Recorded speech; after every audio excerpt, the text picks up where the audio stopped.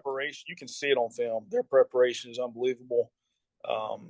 And so we got to change the way we approach games, not necessarily from the run pass perspective, but, try to get them moving a little bit, get their eyes second guessing, and things like that. My first day, I was seventh string quarterback. I didn't know they had that many. But that was good. It was good for me. Actually, the third day of practice, I went over and started playing defensive back, and that's kind of where I stayed for the rest of my career. I got to play with T.O. at UTC, so he was a good friend of mine. Then transferred down to West Georgia where my brother was. It was in-state tuition. I had walked on. Ended up playing a lot, playing in 4 games at UTC, but as a walk-on. It's a tough journey, but it's one that I was willing to take. And so ended up walking on and eventually getting some scholarship money at West Georgia and playing down there and finishing my career. So, and if we can, elevate our standards each season, that's what we want to do. And so that was, finishing region runner-up last year, to winning the region this year, to being in the second round again for the third year in a row. And that's been our standard. And we don't want to be the perennial Sweet 16 team. So we kind of want to elevate our standards there too. And we had to hold on. We scored a little early, so we had to hold on for a few minutes. They drove down, kicked a field goal. Will Taylor actually blocks it off the edge. Wow. Yeah, but one of our safeties jumped the center and got a penalty. So they got a chance to re-kick it, and made it. They had a phenomenal kicker. So yeah, it was a tough loss, but it's also one of those good losses that, hey, we got some lessons we got to learn on all 3 phases. What's going on, everybody? Welcome back to another episode of Sports Talk with Naj. I'm super stoked and excited to be talking to Cambridge head coach Craig Bennett. Lots to get into today. They have a big game coming up against Cartersville. They've had a great season this year. They won their first region title ever. They're coming for their best, finish in school history if they're able to get a victory at home against Cartersville. But, without further ado, I'm going to bring in Coach Bennett here. Coach, how you feeling today? And tell me a little about yourself. Well, first of all, thank you. Appreciate you inviting me on the show, and it's always good to get caught up with you and listen to you, man. You do a great job for sports in the high school area, so we appreciate it. Feeling good today. We've had a good week of practice. A little bit about me. I've been in this area for the most part of my career. I was at Darlington for 2 years when we had to play Cartersville. That's when they were down in AA. So that was when Coach Barden was there. It's been a few moons ago. But spent most of my time in this area, in the metro area, Pope, Milton, and Cambridge, and started Cambridge in 2012. And it's been a tough road, but man, it's been a good one. We've had some really, really good kids, and a little success here and there to go along with it. So that always helps. Yes, sir. And then I kind of found out that you went to, First Life Central High School. Then from there, you went to University of Tennessee, Chattanooga, and then University of West Georgia. So how was that journey for you, Coach? What did you learn along the way? And, how's everything been for you kind of after that? Well, I'll be honest with you. The journey was a great one for me. I found out a lot about myself. Found out I wasn't a quarterback. I went to UTC as a quarterback. We ran the split back there at Forsyth Central. And that didn't go real well in college. So I think my first day I was seventh string quarterback. I didn't know they had that many. But that was good. It was good for me. Actually, the third day of practice, I went over and started playing defensive back, and that's kind of where I stayed for the rest of my career. I got to play with T.O. at UTC, so he was a good friend of mine. Then transferred down to West Georgia where my brother was. It was in-state tuition. I had walked on. Ended up playing a lot, playing in 4 games at UTC, but as a walk-on. It's a tough journey, but it's one that I was willing to take. And so ended up walking on and eventually getting some scholarship money at West Georgia and playing down there and finishing my career. So it was a great journey. Seeing the differences in 1AA and Division II football and what it takes to play at those levels is amazing. And thank God I played when I did, because there's no way, with the elite talent that those programs are producing now, that I would ever be able to play at West Georgia. I didn't get to play much anyway. But man, it's it was a great journey. It taught me a lot, and I had some great coaches along the way. So, that kind of prodded me into doing what I'm doing now. So. Yes, sir. And then, you have the knowledge, obviously, of a quarterback, so you know what it takes to kind of, play on that next level, what it takes a quarterback. So do you, I don't want to say personally mentor, but obviously you have Preston Clemmer, your quarterback. Do you tell him some of the things you learned on your journey as being a quarterback, some of those reads, those coverages, how to know, which receiver to hit, things like that? Do you tell him anything, being that you played the position? Man, I wish I was that good. I do coach him. I don't know if I'd call it mentoring him or tell him what I did, because like I said, it was reading the defensive end and seeing if I was going to pull it or pitch it. So my reads were a little bit different than his. But no, I think it helped. I cut my teeth early in my career on the defensive side, and really, only moved over to offense the last 3 years of being here at Cambridge. I was on the defensive side, but that to me has helped me tremendously on the offensive side, knowing what defenses do and what hurts defenses, and reaching back out to my college coaches and just saying, hey, what's the 3 or 4 things that you guys hate to see defensively? And that's kind of what we try to do, just mold our offense into what defenses don't like. And it's not so much as the quarterback is.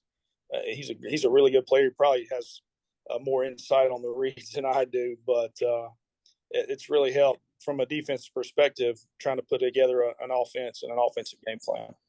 Yes, sir. Now, for you in your coaching career, coach, you started at Pope, then you went to Darlington, then Milton, and now you're at Cambridge. So, which stop you felt like you learned the most, and how has it been like as far as your coaching career? I think you've been coaching for 19 years. Correct me if I'm wrong, but just how cool has that been for you?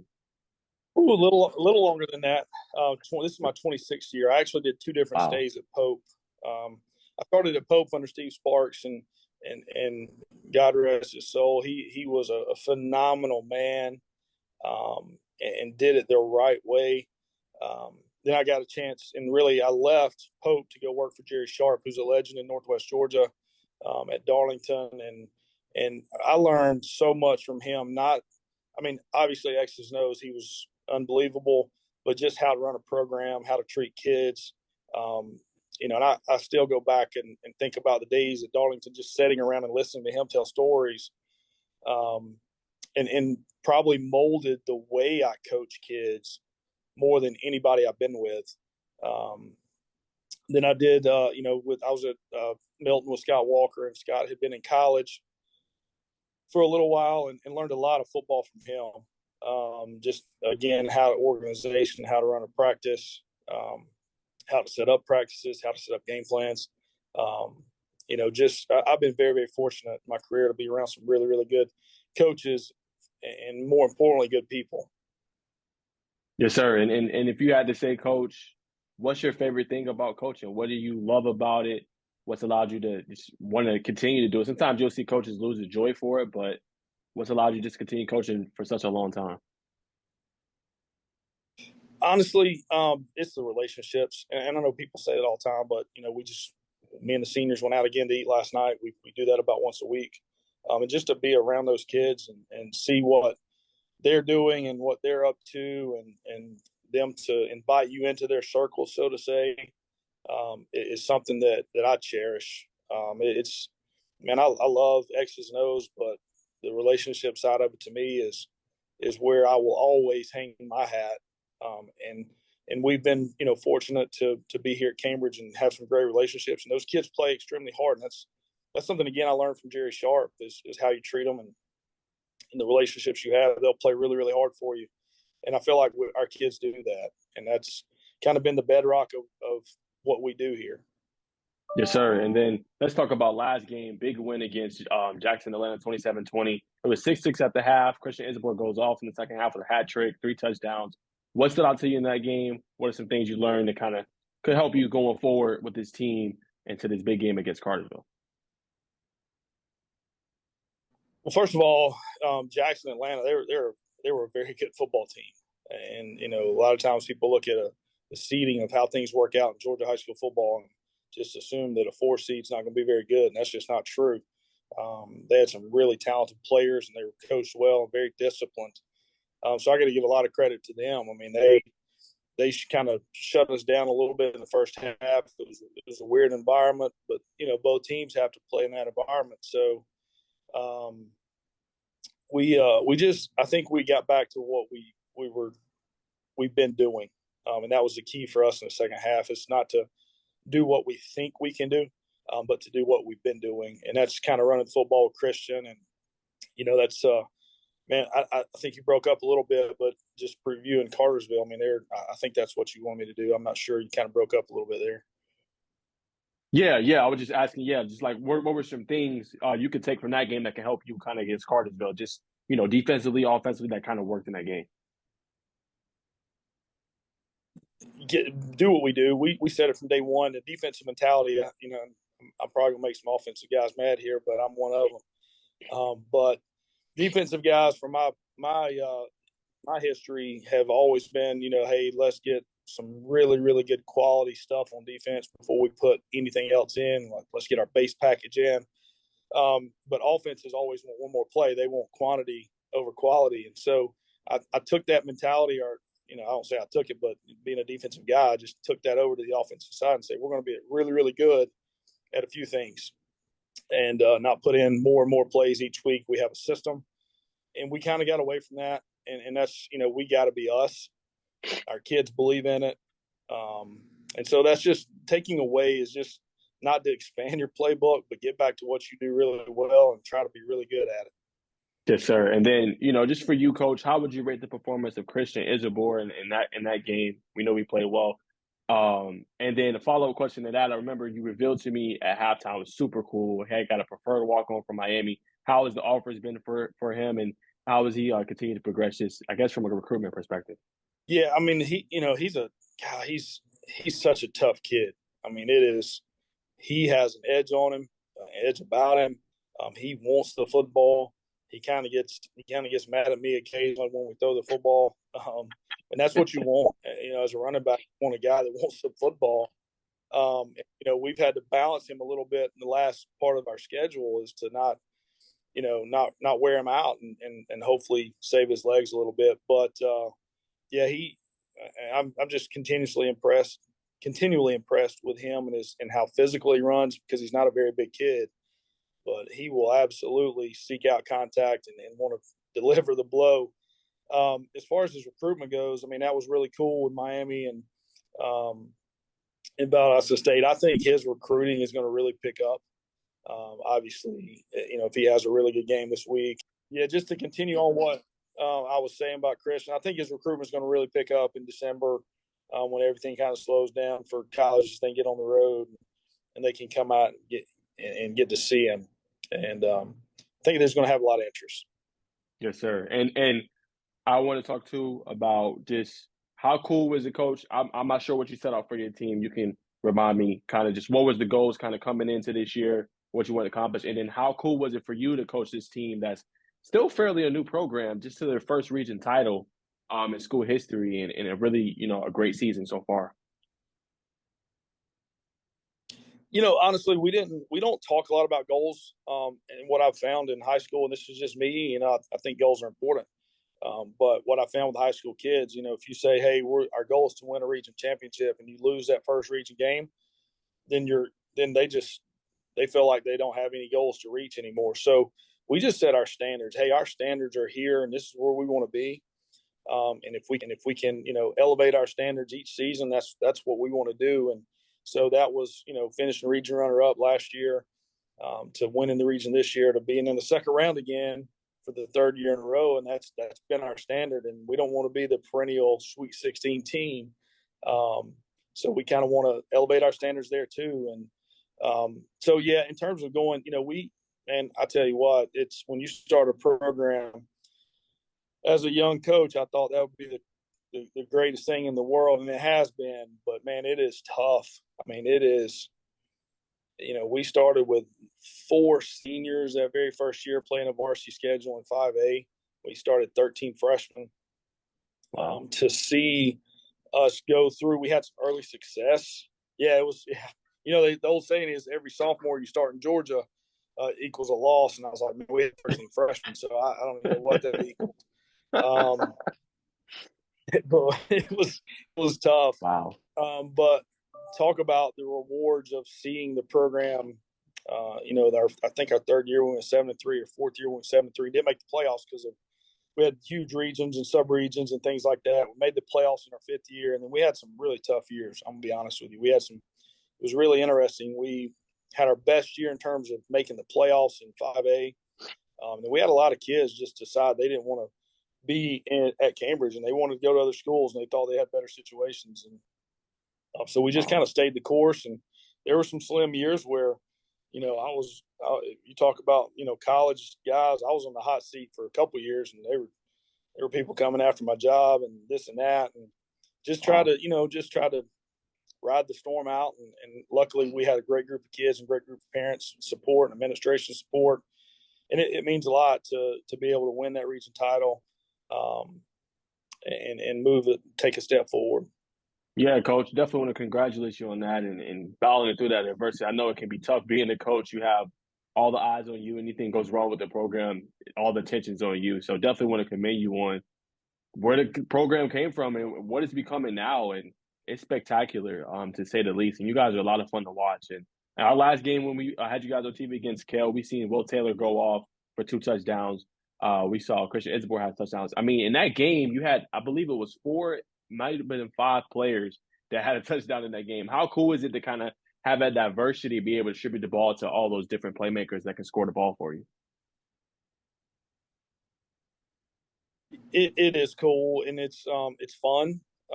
You set sometimes back as a coach, and you're thinking, I'm not real smart, so let's get the ball to the guys that can do it. And so that's hard sometimes. We got guys that can score from anywhere. We got 4 or 5 receivers that can score, running back, another one with Jack Marlowe, and obviously Preston being able to run the football. So it is cool. And again, as a defense, that's a hard thing to defend. When you got 3 or 4 guys that you can't solely, just focus on. So it's been cool. It's been fun. It's been tough play calling sometimes, but I'll take it.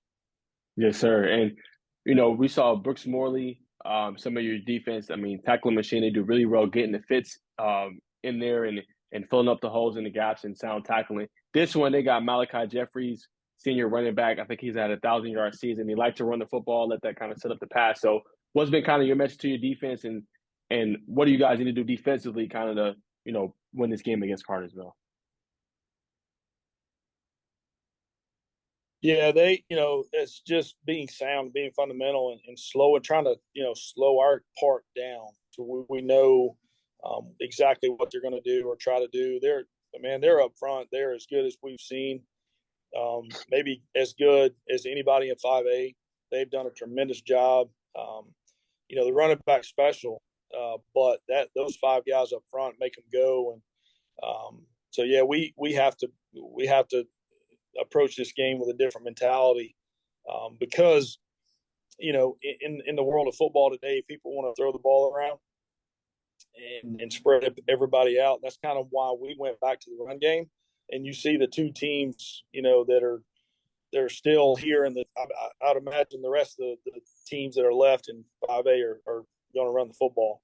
And when you can run the football in November, you're going to be good, and that's why Cartersville's had the success they have. And obviously in the years past they have Trevor Lawrence, so that skews things a little bit with the run game, but I'm sure they still ran the football. But Sir. they got just generational talent. It's just you watch the film, and not only do you see the talent jump off the film, but man, they're coached so well. Yes, sir. And Coach, you guys have been through it in the postseason. You played Buford, you played Lee County. This year you returned 18 starters back in there. Just what are some things that your kids that are seniors have learned from those kind of 2 games that they can kind of apply in this one, to kind of help you top and defeat a really good program in Cartersville? Well, I'll be honest with you. What we learned from Buford is we didn't want to play them again. Just being honest. There's something else. Coach App does a great job, and went over there and met with him, and does a phenomenal job with what they do. But yeah, we didn't want to stay away from those guys as much as possible if we can. And then Lee County. I mean, Coach Fabrizio does down in Lee got great players, and they're well coached and disciplined. But that was a huge step for us, last year, playing with those guys. And as much as the coach never wants to say a moral victory, we walked off the field that night feeling pretty good about, hey, we took that next step. Where our standards, where we want to be. And so, it doesn't get any easier. I would imagine that in the last 3 years with our draw in the second round with Beaufort, Lee County, and Cartersville, I don't know that anybody's had 3 second-round games as tough as these. So it's not getting any easier. I put the Wi-Fi on, just hopefully don't happen again. But yeah, I don't know where it cut off, but we don't want a moral victory. Obviously, this week it just doesn't do what we want to do, and so hopefully we can put together a good plan and make this a good game. Yes, sir. And I remember talking to you last time we had talked. The game was against Cal. I know you told me your offensive line begs you kind of to run the football. I seen the game. Like, they just they had momentum. It was 35-24, I believe, and they got the scoop and score. And I was like, oh. And then I just looked at your face, and I was like, yeah, they gonna run the football. They're gonna impose their will with the offensive line. That's it. And then you guys just went on a game-killing drive, milked the clock, and scored the touchdown. So how cool is that to have in this game? Obviously in November, being able to run the football and have a line that just every time they come on the field, they want to impose their will. It's special. I mean, you don't get it a lot, and I, like I said earlier, all these teams that are left you're probably going to find very similar situations. We love to throw the football too, and we had Zach Harris last year who threw for 8,000 career yards. So we'll throw the ball around, but you get a group that begs you to run the football. And as an old defensive guy, to me, when a team threw the football, there were 3 things that could happen, and 2 of them were bad for the offense. So we would love for them to, as a defensive guy, we always wanted guys to throw the football. Because we knew if they could run the football and we couldn't stop it, there wasn't much we could do. And so, it's just fun to be around that different mentality with these 5 offensive linemen. And, we do go, just to be able to get in wishbone and old school football. And, I think we rushed for over 400 yards that game. So that's always nice. Yes, sir. And tell me about the impact Preston Clemmer, your quarterback, has had. He's kind of stepped in there. He's performed well. And what has he brought to kind of the ground game? Obviously, sometimes teams, you can kind of make them honest. You can run an RPO. You can run an RPO pass. Just what does he bring to the element of the run game as well? He's brought a toughness that not that we didn't have, but he will absolutely run the football, and he's our second leading rusher. I think he's got close to 600 yards rushing. And anytime you have 2 guys back there that you got to worry about it helps. And he's brought a sense of leadership too to a group that's fairly old. And he's a junior, first year starter, and for him to come in and take some of that leadership role that he has, they've really bought into him and what he does. And he's not a kid that's going to slide. He's going to put his head down when he needs to, and so that toughness is really brought. Got those guys to buy into how he plays the game. Yes, sir. And I want to talk about Will Taylor. I know this is more of a run dominant team. Last year I think he had a 1,000-yard season, or it was a near 1,000-yard season. But like you told me before, he doesn't complain. He wants to do what's best for the team. But we see the impact he can have. Obviously, in that Cal game, he had 2 TDs. In this game, obviously, we know it's going to come down to running the football. But just what are you hoping to see from him in this one? What are some different ways you kind of want to use him? Same thing. Like we're going to set up the pass with the run, and that's something we didn't do last week. Kind of talked about. We tried to throw the ball around a little bit because we thought we could, and we did okay, but it just wasn't us. So to have a kid that's was a stat leader in the state, one of the stat leaders in the state of Georgia last year, kind of take a diminished role. But, he understands, hey, at the end of the day, we're winning. And it's a team first mentality for him. And that's cool to see because, in today's world, you just don't get that a lot.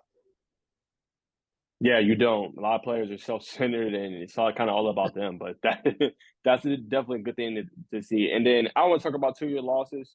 One, I want to talk about Denmark. All of your losses have been by one score. The one against Denmark, 17-15. What happened in that game? Obviously, like it was close. It looked more so like a defensive game. But just walk me through what happened there, and what did your team learn kind of as a lesson from that game? Yeah, it was. First of all, I'm going to give credit to Denmark. They had a really good defensive game plan. Probably put our offense in the worst shape that we've been put in a while. And we don't feel like we played well, but at the same time, I'm not going to sit here and say they were a big part in that. They did. We get down there and it's a tight game back and forth. We score to tie it, or actually we're down by one. And at that point, I mean, we're playing a 7-8 team. It's out of region. Didn't really, at the end of the day, it didn't really matter. So called a timeout. The kids, I said, hey, do you want to go for two to try to win this thing? They were like, absolutely. We went for two, got it. And then we had to hold on. We scored a little early. So we had to hold on for a few minutes. They drove down, kicked a field goal. Will Taylor actually blocks it off the edge. Wow. Yeah, but one of our safeties Wow. jumped the center and got a penalty. Oh. So they got a chance to re-kick it and made it. They had a phenomenal kicker. So yeah, it was a tough loss, but it's also one of those good losses that, hey, we got some lessons we got to learn on all three phases. We can't do things out of what the context of the rules say, and it was the right call. We tried to argue it, but after watching film, it was the right call. So it was a valuable lesson for us. And then I'll just speak a little bit on West. Man, West has a player over there that just probably had a career night. We might have got him that preferred walk on at Georgia, but he's a heck of a player. Yep. Again, it was one of those. You just have those games that our kids, against Denmark, we didn't feel like our offense played really well. So that was a learning point for us. Our defense played really well. And then against West, our defense kind of didn't play well, but our offense did. So just we had some penalties on offense that kind of kept us out of that last drive. We felt like we'd actually moved the ball down into probably the 25-yard range and got two back-to-back penalties with holding, and then we fumbled it. So just opportunities for high school kids to learn lessons. And, sometimes high school kids don't learn a valuable lesson after a win. And so those were two great opportunities for us to grow. And as bad as they hurt and as bad as you don't want to lose, sometimes they're good for you. I agree. Definitely can be a lot of lessons learned in those losses. And for you, Coach, I know you've been studying film this week. Obviously, we know how their offensive line is and what some things they like to do. But what are some other things that kind of jumped out to you on film that you've been kind of imploring to your team? Like, hey, guys, we need to be cognizant of this. We need to be aware. We need to make sure we do this in this game. Just their defense is really good at situational defense. I mean, it's as if they know exactly what you're going to do. Their preparation, you can see it on film. Their preparation is unbelievable. And so we got to change the way we approach games, not necessarily from the run pass perspective, but try to get them moving a little bit, get their eyes second guessing, and things like that. And then defensively, again, it's just try to make them one dimensional with their quarterback and not let that running back get loose. They're just they're really good in the special teams, and we kind of pride ourselves on that too. So I think all three phases of the game, both teams are really good, and I think we're a good football team in all three phases. They are. So it should be a really, really good football game. Yes, sir. And I think it will be. This is my game of the week. I think you guys are going to be excellent in this one. I think it's going to be a really good game. And I want to talk about your special teams as well. How has that been for you, that part of that aspect of the game? Have you been able to get any hidden yardage this year? just, from, return punts, downing inside the 20, things like that. Just how has the special teams been for you this year? We've blocked 5 punts, which is really, really good, and one for a score. I think last week was the first time we punted in maybe the last 3 games. So it's a little bit skewed. Our kickoff team's probably averaging getting guys down inside the 25, which is really good. So we take a lot of time throughout the week on special teams, and sometimes my guys want extra time on individual or offensive defense, and we just we actually put in our schedule. We're going to probably work special teams 20 to 25 minutes a day every day, because that's the first thing that gets cut. With a lot of programs is if they need extra time to scrimmage or throw or whatever, they'll cut special teams. And we just said, this is such an important aspect of the game. We have to focus on it. And I think it's helped us significantly. Yes, sir. And a couple more questions before I let you go, Coach.